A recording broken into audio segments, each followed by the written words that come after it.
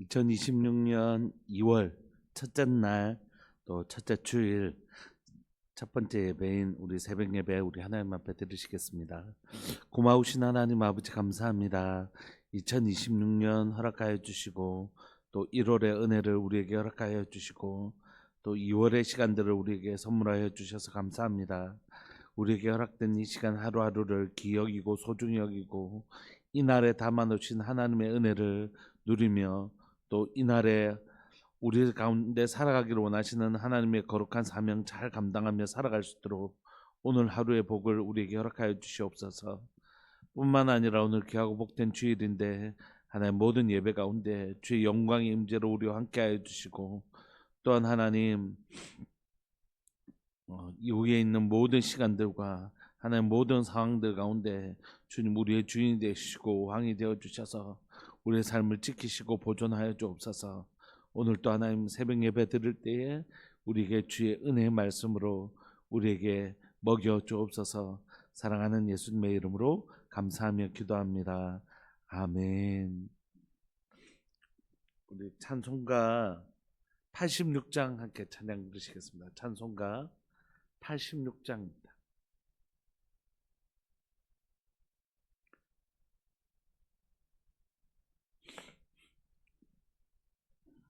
찬송가 86장. 내가 늘 의지하는 예수 나의 상처 입은 심령을 불쌍하게 여기사 위로하여 주시니 미쁘신 나의 좋은 친구 내가 의지하는 예수 나의 사모하는 친구 나의 기도 들으사 응답하여 주시니 미쁘신 나의 좋은 친구 주의 손 의지하고 살 때 나를 해할 자가 없도다. 주님 나의 마음을 크게 위로하시니 미쁘신 나의 좋은 친구 내가 의지하는 예수 나의 사모하는 친구 나의 기도 들으사 응답하여 주시니 미쁘신 나의 좋은 친구 내가 요단강 건너가며 마음이 두려웠었던 때도 주가 인도하시니 어찌 두려워하랴 미쁘신 나의 좋은 친구 내가 의지하는 예수 나의 사모하는 친구 들으사 응답하여 주시니 미쁘신 나의 좋은 친구 이후 천국에 올라가서 모든 성도들과 다 함께 우리들을 구하신 주를 찬양하리라 미쁘신 나의 좋은 친구 내가 의지하는 예수 나의 사모하는 친구 나의 기도 들으사 응답하여 주시니 미쁘신 나의 좋은 친구. 아멘. 하나님의 말씀 마태복음 9장 1절부터 13절까지 우리 함께 보시겠습니다.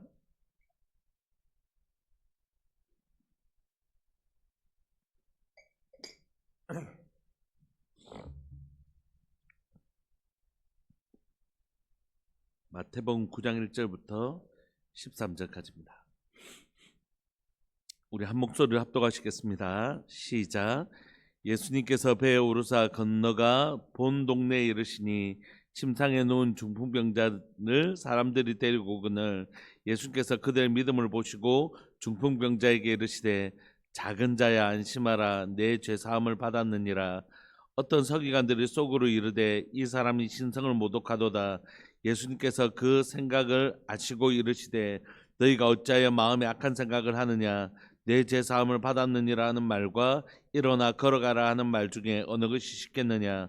그러나 인자가 세상에서 죄를 사하는 권능이 있는 줄을 너희로 알게 하려 하노라 하시고 중풍병자에게 말씀하시되 일어나 내 침상을 가지고 집으로 가라 하시니 그가 일어나 집으로 돌아가거늘 무리가 보고 두려워하여 이런 권능을 사람에게 주신 하나님께 영광을 돌리니라. 예수님께서 그곳을 떠나 지나가시다가 마태라 하는 사람이 세관에 앉은 것을 보시고 이르시되 나를 따르라 하시니 일어나 따르니라. 예수님께서 마태의 집에서 앉아 음식을 잡수실 때에 많은 세리와 죄인들이 와서 예수와 그의 제자들과 함께 앉았더니 바리새인들이 보고 그의 제자들에게 이르되 어찌하여 너희 선생은 세리와 죄인들과 함께 잡수시느냐. 예수님께서 들으시고 이르시되 건강한 자에게는 의사가 쓸데없고 병든 자에게라야 쓸데있느니라. 너희는 가서 내가 긍휼을 원하고 제사를 원하지 아니하노라 하신 뜻이 무엇인지 배우라.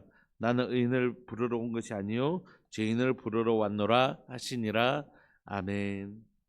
예, 오늘 본문은 우리가 잘 아는 중풍병자에 관한 본문입니다. 이 본문을 통해서 예수님 하시고 싶은 말씀은 아주 명확하죠. 그건 죄사함에 관한 문제입니다.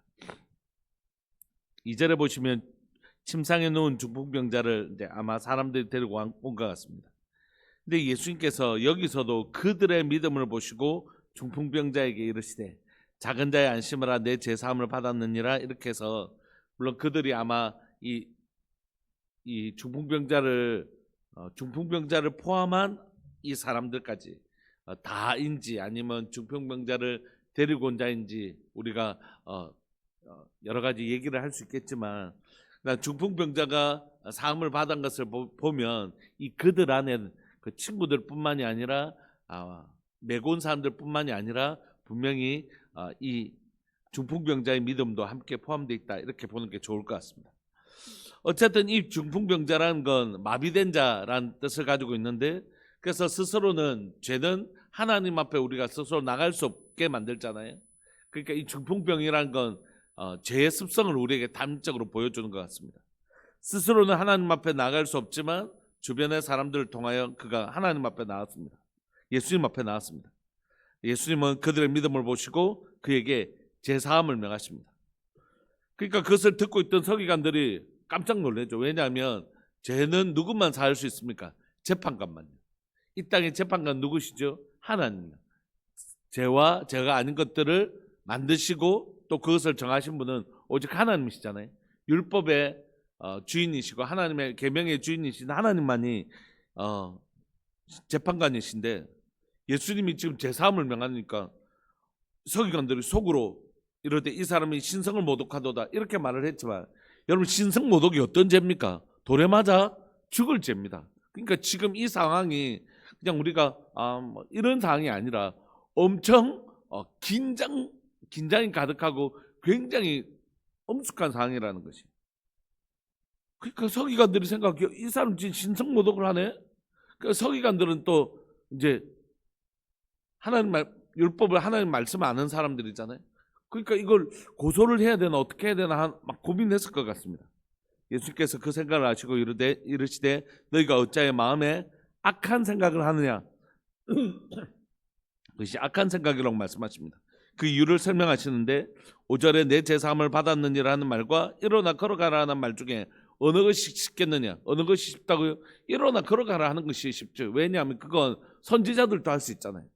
구약에 보면 엘리야나 이런 선지자들도 그 일을 그렇게 말할 수 있지만 죄사함을 받는 이 죄사함의 문제는 오직 누구만 할 수 있죠? 하나님만 하실 수 있죠. 그러므로 예수님께서 일어나 걸어가라 하는 말이 더 쉽지만 그러나 6절 이렇게 말씀하시는 이유는 뭐라고요? 인자가 세상에서 죄를 사하는 권능이 있는 줄로 알게 하시려고 굳이 이 말씀을 하고 계시다라고 설명하고 있는 것입니다. 그냥 오늘 본문은 예수님 말씀하고 싶은 건 뭐냐면 예수님은 죄 사하는 권능이 있으신 누구시라고요? 하나님이시라고. 예수님이 바로 죄를 사하실 수 있는 권능이 있으신 하나님이시라고. 그리고 하나님이신 예수님 우리의 죄를 사하실 때 뭐를 보고 죄 사함을 허락하시냐면 믿음요, 믿음. 근데 그 믿음이란 건 내용을 가지고 있다고 얘기했잖아요. 어떤 믿음을 가지고 나가야 될까요? 우리가 아플 때에 어떤 믿음 가지고 나가면 예수님께서 치료해 주실까요? 저분이 나를 치료해 주실 수 있다라는 믿음인 거죠. 그럼 오늘 이 사람이 구체적으로 예수님 앞에 나가면 내가 용서함을 받을 수 있다 이렇게 믿었던 건 아닌 것 같습니다. 왜냐하면 그렇게 생각하기에는 유대인들이 예수님이 하나님이신 것을 알 때 저분이 내 죄사함을 허락하실 수 있다 이렇게 생각했겠죠. 적어도 이 사람들이 그런 생각을 가지고 있지는 아직은 아닌 것 같습니다. 다만 이들이 중풍병자를 데리고 예수님 앞에 나왔던 건 뭐죠? 자신의 중풍병이라는 문제를 또 이 사람의 중풍이라는 문제를 예수님이 어떻게 해주실 수 있다고요? 해결해 줄 수 있다는 믿음을 가지고 있었던 것이죠. 그런데 그들을 향하여 주님이 뭐라고 말씀하시냐면 난 당연히 너희의 중풍병을 치료하실 수 있을 뿐만이 아니라 너희의 죄를 사할 수 있다는 것을 예수님 이 사건을 통하여 보여주고 계시는 것입니다. 그래서 주님은 인자가 세상에서 죄를 사하는 권능이 있는 줄로 알게 하려고 이 말씀을 구체적으로 하시고 그리고 이 말씀을 하실 때에 예수님이 아무나 제사해 주시는 것이 아니라 제사함은 반드시 믿음과 연결되어 있다는 것입니다. 아픈 사람이 치료되는 것이 저분이 나를 치료해 줄 수 있다는 믿음이 필요한 것이라면 이제 우리에게 필요한 건 뭘까요? 내가 죄를 지었더라도 우리 예수님께 가면 예수님이 나를 죄 없이 하실 수 있다. 우리의 죄가 주홍같이 붉을지라도 흰 눈과 같이 희게 해주실 수 있다. 이걸 믿는 믿음을 주님이 이제 요구하시는 것입니다. 그래서 6절에 인자가 세상에서 죄를 사는 권능이 있는 줄로 너희를 알게 하려 하시고 중풍병자에게는 뭐라고 말씀하시냐면 이제 네 침상을 가지고 집으로 가라 하시니 그건 뭡니까? 중풍병자가 낫는다는 건 동시에 죄사함이 임했다는 거죠. 그가 그 말씀에 순종하여 일어나 집으로 돌아갑니다. 그러니까 이 사람은 지금 눈에 보이는 가시적인 중풍병을 치료함으로써 눈에 보이지 아니하는 뭐가 사해졌다는 것을 증거를 얻죠. 죄사함을 받았다는 것. 그가 집으로 돌아가면서 무리가 보고 두려워합니다. 와, 이런 권능을 사람에게 주시는 하나님께 영광을 돌림. 그러니까 죄사함에 사람들이 집중하는 것이 아니라 기적에 집중을 좀 했던 것 같아요. 그런데 예수님은 그 다음 사건에서 계속해서 이 메시지를 이어가십니다. 9절에 예수님께서 그것을 떠나 지나가시다가 누구요? 오늘 마태복음의 저자인 마태라는 사람, 원래는 레위라고 하는 이름을 가지고 있었던 이 마태라는 사람이 어디에 앉아 있냐면 세관에 앉아 있는 것을 보시고 이르시되 나를 따르라 하시니 일어나 따르니라.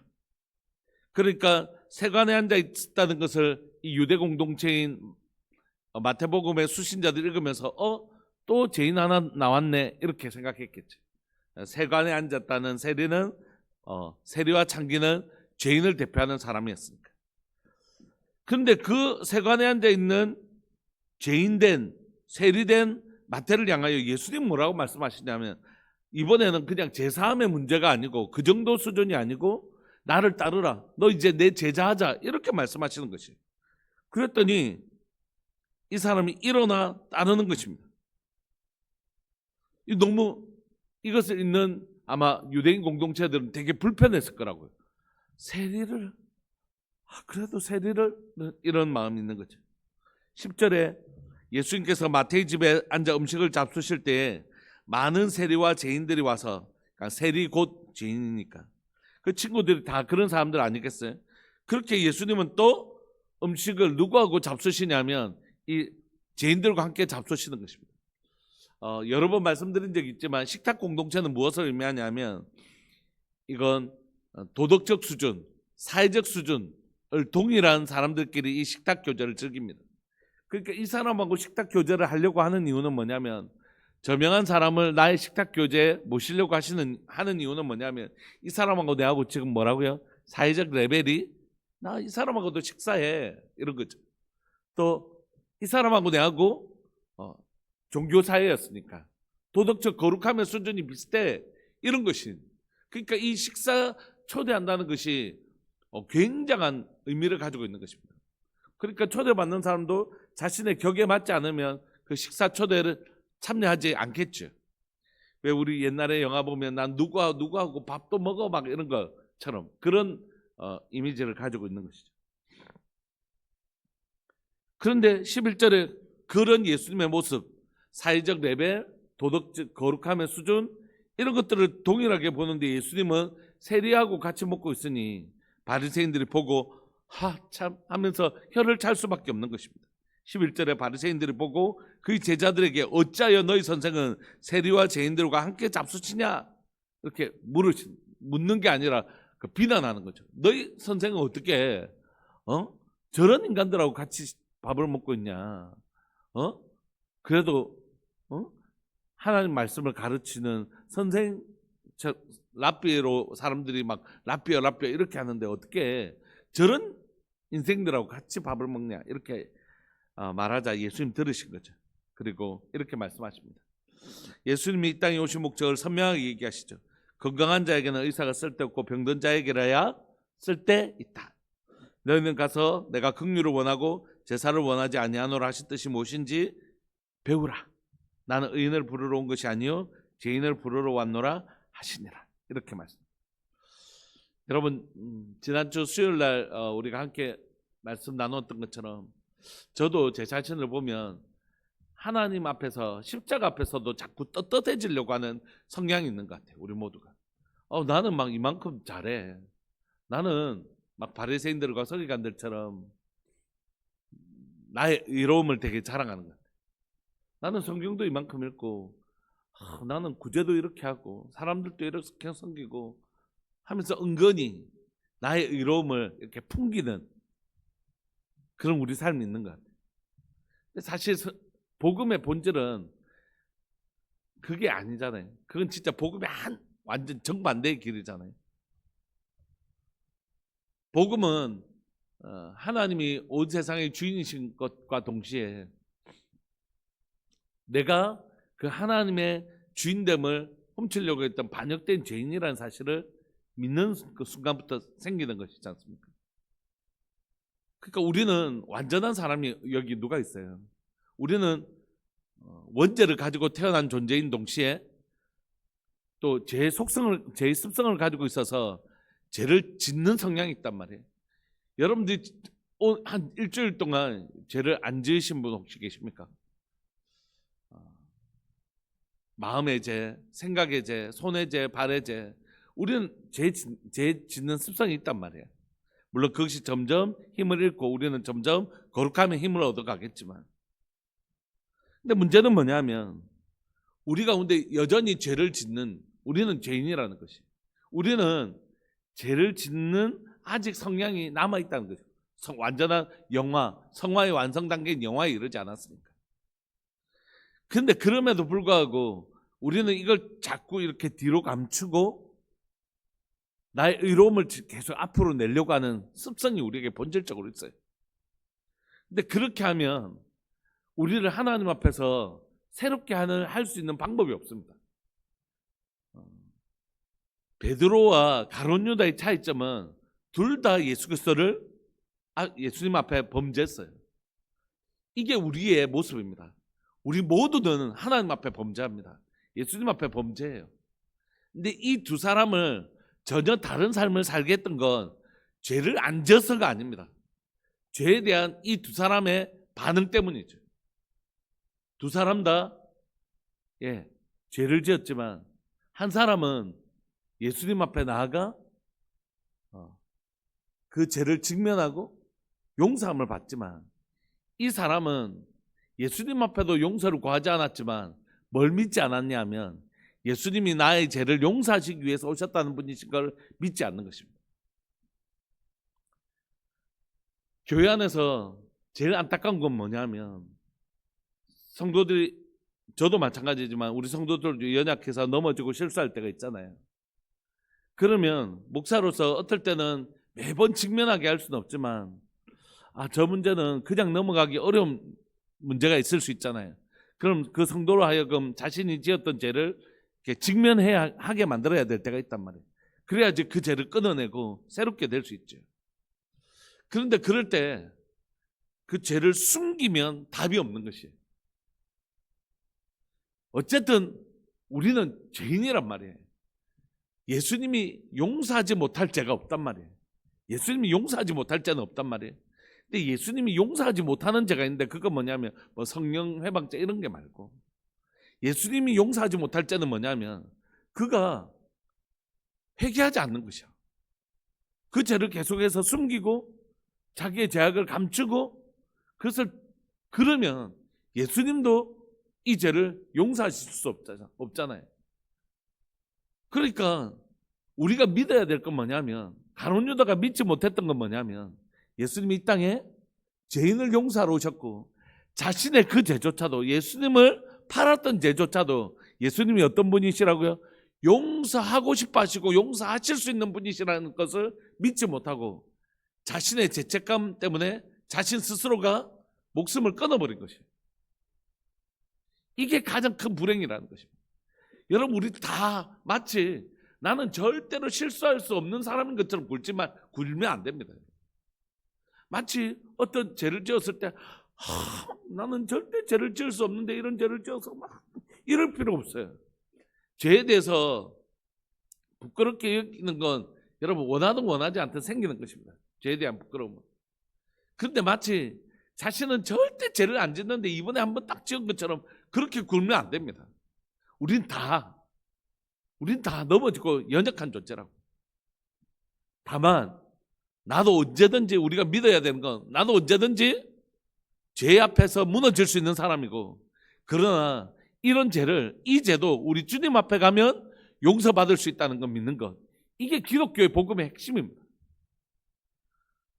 오늘 밤 동안 계속해서 좀 고민하는 문제가 있어서 잠을 제대로 막 뒤척이면서 기도하고 또 막 그러다가 아침에 딱 일어나서 제 마음을 딱 강타하는 마음이 이것이었습니다. 복음이 뭔가? 복음은 뭔가? 우리가 말하는 복음의 실체는 뭔가? 그건 우리가 다 죄를 지을 수 있는 연약한 인생이라는 걸 누가 제일 잘 아실까요? 하나님 제일 잘 아신다. 그러니까 자기 백성을 저희 죄에서 구원하러 오셨죠. 그러니까 마치 나는 한 번도 죄를 짓지 않는 사람인 것처럼 그렇게 구는 건 자기도 속이고 하나님도 속이는 것이라고. 언어나 말이나 뭐 행동이나 생각에서 우리 넘어지고 쓰러지는 자라고요.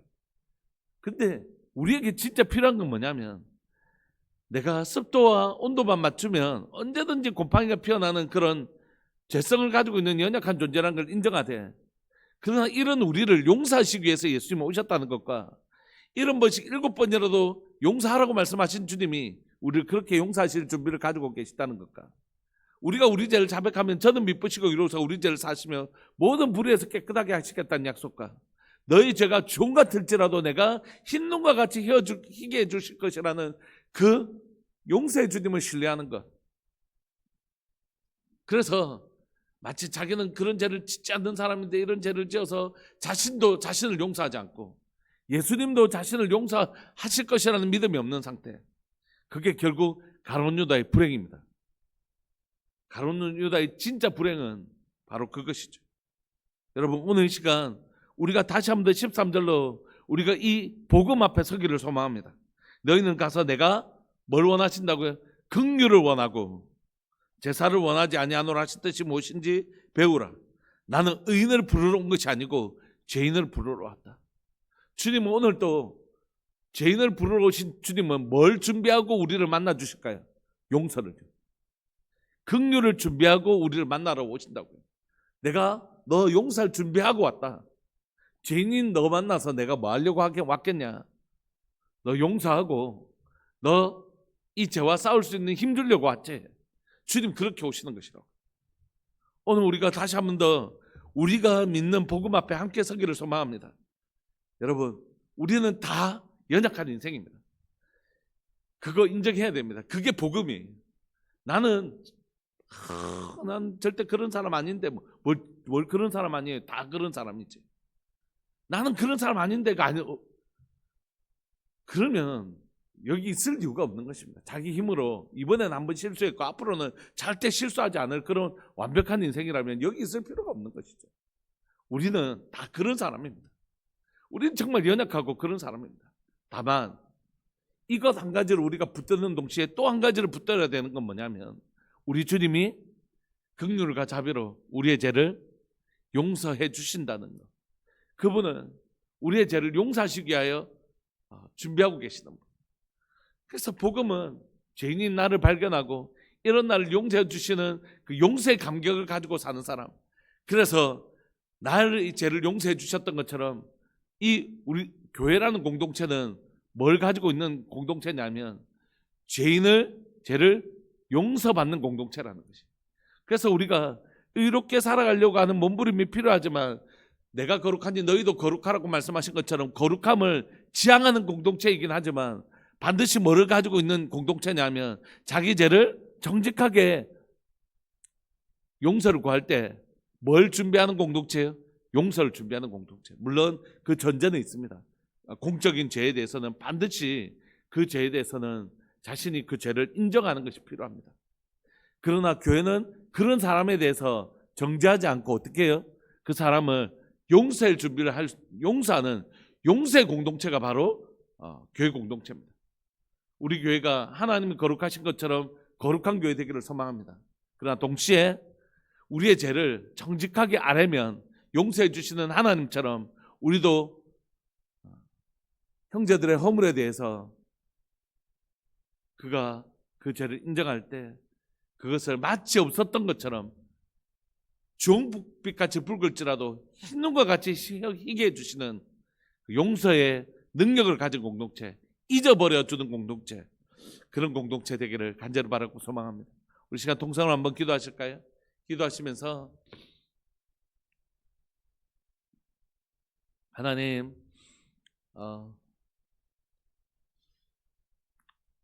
내가 언제든지 수십 번도 수백 번도 아니 수천 번도 수만 번도 지금까지 지은 죄가 수십 번 수백 번만 되겠습니까? 수천 번 수만 번도 넘겠죠. 그런 죄인입니다. 하나님, 내가 습도와 온도만 맞으면 언제든지 곰팡이가 필 수 있는 그런 연약한 인생인 것을 고백합니다. 그러나 동시에 내가 정말 신뢰하는 건 이런 나를 수천 번 수만 번 죄를 지은 나를 수만 번 수십만 번이라도 용서하실 용서의 주님을 신뢰합니다. 자기 백성을 저희 죄에서 구원하실 그 주님을 신뢰합니다. 오늘 이 시간 하나님, 우리가 그 연약한 인생인 것을 인정하게 해주시고 동시에 이런 우리를 기억도 하지 아니하신 바 하신다고 하셨던 그 말씀처럼 우리의 죄를 그렇게 용서하실 주님을 신뢰하며 그분 앞에 나아갈 수 있는 용기, 요게 믿음입니다. 요게 믿음. 주님은 나를 용서하실 것이다. 요 용기가 믿음입니다. 이 믿음의 용기를 가진 교회와 성도 되게 하여 주옵소서. 우리 사랑하는 주님의 이름을 크게 부르시면서 우리 하나님, 이 믿음 가진 교회, 또 그 용서의 능력을 가진 교회 되게 하여 주옵소서. 우리 주의 이름을 크게 부르시면서 기도하면서 나갑시다. 기도하시겠습니다. 주여, 살아계신 하나님 아버지, 역사하시는 하나님 감사합니다. 오늘 하나님 중풍병자를 통하여 우리 주님 말씀하시기를 원하시는 것, 하나님 제사함을 위하여 예수님이 이 땅에 오셨고 예수님은 오늘 또 우리의 제사함을 믿음을 통하여 우리의 제사함을 허락하시는 분이신 줄 믿고 고백합니다. 오늘 이 시간 사랑하는 하나님 귀한 교회가 하나님, 오늘 이 시간 우리 모두가 죄인인 것을 인정합니다. 지금까지 우리 살았던 삶에 수십 번 수백 번의 죄를 지은 것이 아니라 수천 번 수만 번도 넘는 죄악을 범했지만 우리에게 있는 믿음은 이런 죄인된 나를 우리 주님이 십자가에 죽으신 그 놀라운 은혜와 사랑으로 70번씩 7번이라도 우리가 우리 죄를 자백하면 저는 미쁘시고 이로써 우리 죄를 사시며 모든 불의에서 깨끗하게 하시는 그 주님이신 것을 믿는 믿음이 우리에게 있음을 고백합니다. 이 믿음 있는 자는 주님 죄사함을 받았느니라고 말씀하시는 이 위대한 죄사함의 선포 가운데 우리가 있음을 고백합니다. 사랑하는 하나님, 교회 가운데 성도들 가운데 하나님, 내가 연약한 인생인 것을 인정하게 하여 주시고, 동시에 이런 나를 이런 번씩 7번이라도 용서해 주시는 우리 주님이 계시다는 믿음 가진 교회가 되게 하여 주시고, 믿음 가진 성도 되게 하여 주옵소서. 믿음을 보시고 용서해 주셨던 것처럼 오늘 이 시간 우리를 용서하신다는 이 믿음의 용기를 가지고 주님 앞에 나갈 수 있도록 주님 도와주옵소서. 마치 자신은 한 번도 죄를 짓지 않는 사람인 것처럼 굴지 않게 하여 주시고, 나는 그런 연약한 인생이지만 이런 연약한 인생을 용서하시는, 이런 죄인데 나를 용서해 주시는 우리 주님이 계시다, 우리 주님 계시다, 이 믿음 가진 교회가 되게 하여 주시고, 믿음의 용기를 가진 자들 있게 하여 주셔서 정말 숨기고 감추고 싶을 때, 자신의 죄악을 은폐하고 싶고 자신의 죄를 정말 숨기고 싶을 때 그러지 말고 용서하시는 우리 주님 믿고 베드로처럼 앞으로 나아갈 수 있는 용기가 있기를 원합니다. 가룟 유다처럼 끝끝내 용서하시는 주님을 믿지 못하고 하나님, 그런 불행한 결과를 보게 되었는데 하나님, 그거 보지 않게 하여 주시고 믿음의 용기 가지고 이 길을 걸어갈 수 있도록, 용서해 주시는 우리 주님 믿고 이 길을 걸어갈 수 있도록 주님 은혜 내려 주옵소서. 주님 감사합니다. 오늘 이 말씀을 통하여 긍휼을 원하시는 우리 주님이 계셔서 감사하고, 이런 나를, 이런 저를 받아주시기 위하여 긍휼과 자비를 준비하고 계시며 또 하나님의 죄와 싸울 힘을 준비하고 계시는 우리 주님 계셔서 감사합니다. 주님 만나러 갑니다. 죄인된 내가 주님 만나러 갑니다. 우리 주님 날 용서하실 것이고 다시 새롭게 해주실 것이고, 다시 하나님 죄와 싸울 힘을 주실 하나님, 이곳이 바로 탕자의 아버지의 집이 되는 교회 되게 하여 주셔서, 비록 내 삶이 너무 부끄럽고 수치스러울지라도 우리 아버지에 대한 분명한 믿음, 아버지에 가면 아버지는 날 용서해 주시는 그 아버지의 집이 있다는 사실을 믿는 그런 믿음의 교회가 될 수 있도록 은혜 내려 주옵소서. 감사합니다. 오늘도 하나님 은혜의 말씀 주셔서 감사합니다. 이 말씀 붙들고 우리 주님 앞에 나아갈 수 있는 믿음의 용기, 용서함을 하나님의 믿는 믿음의 용기 가진 성도, 교회 우리 되게 하여 주옵소서. 사랑하는 예수님의 이름으로 감사하며 기도합니다. 아멘. 축도하겠습니다. 지금은 우리 주 예수 그리스도의 은혜와 하나님 아버지의 사랑과 성령 하나님의 교통하심과 돌보심의 은혜가, 예수 그리스도의 그 놀라운 사랑과 자비를 믿고 용서하시는 주님 앞으로 나아갈 믿음의 용기를 가진 사랑하는 우리들 교회 모든 믿음의 식구들 위해 영원토록 함께 있을지어다. 아멘. 계속 기도하시다가 우리 11시 예배 때 뵙겠습니다.